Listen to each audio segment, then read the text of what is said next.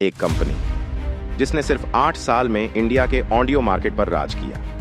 हर दूसरे इंसान के कान में इसका ईयरफोन था, हर सेलिब्रिटी इसकी ब्रांडिंग कर रहा था और कंपनी की वैल्यू हजारों करोड़ तक पहुंच गई। फिर अचानक सब कुछ बदलने लगा। करोड़ का लॉस, गिरती ग्रोथ और इंटरनेट पर एक ही सवाल, आखिर इंडिया का सबसे पॉपुलर ऑडियो ब्रांड इतनी मुश्किलों में कैसे फंस गया। ये सिर्फ एक कंपनी की कहानी नहीं, बल्कि हर स्टार्टअप के लिए एक बहुत बड़ा बिजनेस लेसन है। चलिए शुरू करते हैं। साल था 2016। उस वक्त इंडिया में प्रीमियम ईयरफोन्स का मतलब था सोनी, JBL और एप्पल। लेकिन इनकी एक कॉमन प्रॉब्लम थी, या तो प्रोडक्ट्स बहुत महंगे थे या फिर एवरेज इंडियन के बजट से बाहर। इसी बीच अमन गुप्ता और समीर मेहता ने मार्केट को ध्यान से देखा। एप्पल यूजर्स एक प्रॉब्लम से परेशान थे। लाइटनिंग केबल बहुत जल्दी टूट जाती थी। लॉग टेप लगाते थे, स्प्रिंग लगाते थे, लेकिन परमानेंट सोल्यूशन किसी के पास नहीं था। यहीं से बोएट का पहला सक्सेसफुल प्रोडक्ट आया। एक ड्यूरेबल चार्जिंग केबल कंपनी का क्लेम था कि ये नॉर्मल केबल से ज्यादा स्ट्रॉन्ग है और देखते ही देखते अमेजॉन पर बेस्ट सेलर बन गया। ये प्रोडक्ट सिर्फ केबल नहीं था, ये प्रूफ था कि अगर आप एक रियल प्रॉब्लम सॉल्व करते हो तो कस्टमर आपको चांस जरूर देता है। लेकिन अमन गुप्ता का टारगेट सिर्फ केबल बेचना नहीं था, उनकी नजर एक और भी बड़े मार्केट पर थी। उस वक्त मार्केट दो पार्ट्स में डिवाइडेड थी। एक तरफ premium brands Sony, JBL, Apple, जिनके प्रोडक्ट्स 1000 रुपए से 20,000 रुपए तक के होते थे। दूसरी तरफ लोकल प्रोडक्ट्स जो सस्ते तो लेकिन क्वालिटी और वारंटी दोनों क्वेश्चनेबल थी। और यहीं बोट ने अपनी जगह बना ली। Affordable pricing, premium looking design, good packaging, online first strategy और अग्रेसिव मार्केटिंग। 1500 रुपए से 3000 रुपए के अंदर ऐसे प्रोडक्ट्स जो देखने में एक्सपेंसिव लगते थे, इंडियन कस्टमर्स को लगा कम पैसे में प्रीमियम एक्सपीरियंस। और ये स्ट्रेटेजी इंडिया जैसी प्राइस सेंसिटिव मार्केट में परफेक्ट बैठ गई। College students, office employees, gym lovers सब बोएट खरीदने लगे। सिर्फ कुछ ही सालों में बोएट ईयरफोन्स एक ट्रेंड बन गए। सिर्फ प्रोडक्ट अच्छा होना ही काफी नहीं होता, लोगों को उसके बारे में पता भी चलना चाहिए। और यहीं बोएट ने अपना सबसे बड़ा गेम खेला।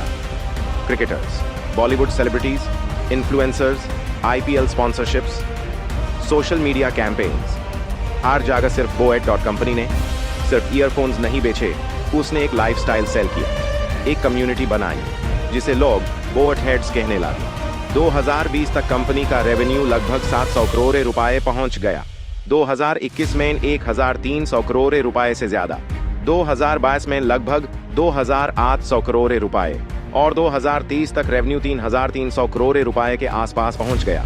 ये ग्रोथ किसी भी स्टार्टअप के लिए ड्रीम थी, लेकिन हर फास्ट ग्रोइंग कंपनी के साथ एक हिडन रिस्क भी होता है और बोएट के साथ भी वही हुआ। इंटरनेट पर आज भी एक लाइन बहुत वायरल होती है, बोएट सिर्फ चाइना से प्रोडक्ट्स मंगवा कर अपना लोगो चिपकाता है।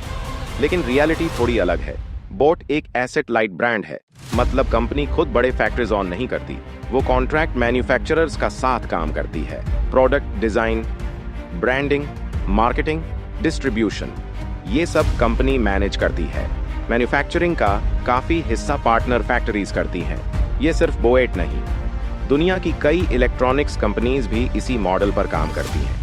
लेकिन प्रॉब्लम तब शुरू हुई जब वही मैन्युफैक्चरर्स दूसरे इंडियन ब्रांड्स को भी प्रोडक्ट्स देने लगे। Noise, ballot, Fireboltt, Zebronics, CMF सब ऑलमोस्ट सिमिलर फीचर्स के साथ मार्केट में आ गए। अब कस्टमर के सामने एक सिंपल सवाल था, जब सिमिलर फीचर्स कम प्राइस में मिल रहे हैं तो बोट ही क्यों? और यहीं से शुरू हुआ प्राइस वॉर। जिस स्ट्रेटेजी ने बोट को नंबर 1 बनाया था, अब वही स्ट्रेटेजी उसके खिलाफ यूज होने लगी। कंपीटिटर्स और भी सस्ते प्रोडक्ट्स लॉन्च करने लगे। हर महीने नए ईयरबड्स, नई स्मार्ट वॉचेस, नए ऑफर्स। एब मार्केट सिर्फ क्वालिटी का नहीं था, मार्केट डिस्काउंट का बन चुका था। और जब कंपनीज प्राइस कम करती हैं तो सबसे पहले इंपैक्ट प्रॉफिट पर पड़ता है। लेकिन ये तो सिर्फ शुरुआत थी, असली प्रॉब्लम अभी आनी बाकी थी। लेकिन ये सिर्फ प्राइस वॉर की प्रॉब्लम नहीं थी, एक और चैलेंज धीरे धीरे सामने आने लगा। सोशल मीडिया, अमेजॉन, फ्लिपकार्ट और रेडिट जैसे प्लेटफॉर्म्स पर कुछ कस्टमर्स अपने एक्सपीरियंसेस शेयर करने लगे। किसी ने कहा कुछ महीनों बाद लेफ्ट ईयरबड काम करना बैंड कर गया। किसी ने बैटरी बैकअप की कंप्लेंट की।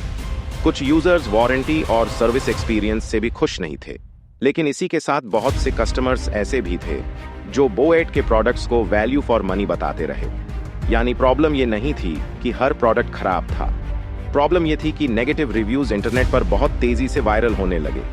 और जब किसी इलेक्ट्रॉनिक्स ब्रांड के बारे में ट्रस्ट कम होने लगता है तो नए कस्टमर्स डिसीजन लेने से पहले 2 बार सोचते हैं। इसी बीच मार्केट भी बदल रहा था। 2021 और 2022 में स्मार्ट वॉच मार्केट बूम पर थी। हर दूसरा इंसान स्मार्ट वॉच खरीद रहा था, लेकिन कुछ ही सालों बाद डिमांड स्लो होने लगी।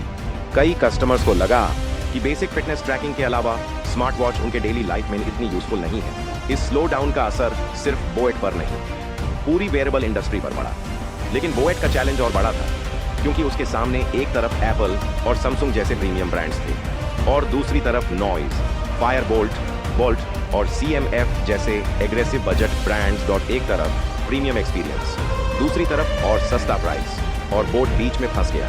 अब इसका असर कंपनी के फाइनेंशियल नंबर्स में भी दिखने लगा। फाइनेंशियल ईयर 2023 में बोट ने लगभग 129 करोड़ रुपए का नेट लॉस रिपोर्ट किया। ये शॉकिंग था, क्योंकि कंपनी का रेवेन्यू अब भी हजारों करोड़ था। अगले साल FY24 में भी कंपनी प्रॉफिट में वापस नहीं आ सकी। लॉस कम जरूर हुआ, लेकिन कंपनी फिर भी लगभग 80 करोड़ रुपए के लॉस में रही। अब सोशल मीडिया पर लोग कहने लगे, क्या बोट का गेम ओवर हो गया? लेकिन बिजनेस की दुनिया में हार लॉस का मतलब फेलियर नहीं होता। कभी कभी वो एक वार्निंग होती है, और बोएट ने इस वार्निंग को सीरियसली लिया। कंपनी ने अपनी स्ट्रैटेजी बदलनी शुरू की।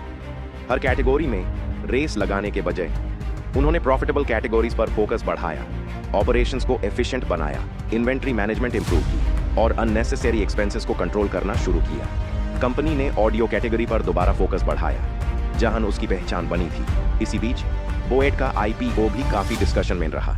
कंपनी पहले IPO लाने की प्लानिंग कर रही थी, लेकिन मार्केट कंडीशंस और स्टार्टअप वैल्यूएशंस में बदलाव के बाद प्लान्स को रिवाइज किया गया। इस वजह से इंटरनेट पर कई रूमर्स भी आए, लेकिन रियलिटी ये थी कि उस वक्त बहुत सी स्टार्टअप्स भी अपने IPO प्लान्स को पोस्टपोन या रिथिंक कर रही थी। फिर आया FY25 और यही कहानी ने एक नया टर्न लिया।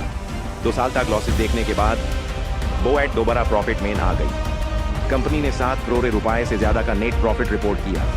ये दिखाता है कि मैनेजमेंट ने सिर्फ सेल्स बढ़ाने पर नहीं, प्रॉफिटेबिलिटी पर भी काम किया। लेकिन इसका मतलब ये बिल्कुल नहीं कि कंपनी के सारे चैलेंजेस खत्म हो गए। कंपटीशन आज भी उतना ही टफ है। टेक्नोलॉजी हर साल बदल रही है, कस्टमर्स पहले से ज्यादा स्मार्ट हो चुके हैं, और सिर्फ मार्केटिंग के दम पर कोई भी ब्रांड ज्यादा दिन तक मार्केट लीड नहीं कर सकता। आज बोट के सामने सबसे बड़ा चैलेंज है इनोवेशन। अगर कंपनी नए प्रोडक्ट्स, बेटर क्वालिटी और स्ट्रॉन्ग इकोसिस्टम बना पाती है तो वो दोबारा अपनी लीडरशिप और मजबूत कर सकती है। लेकिन अगर कंपटीटर्स इसी स्पीड से इनोवेट करते रहे तो मार्केट शेयर बचाना आसान नहीं होगा।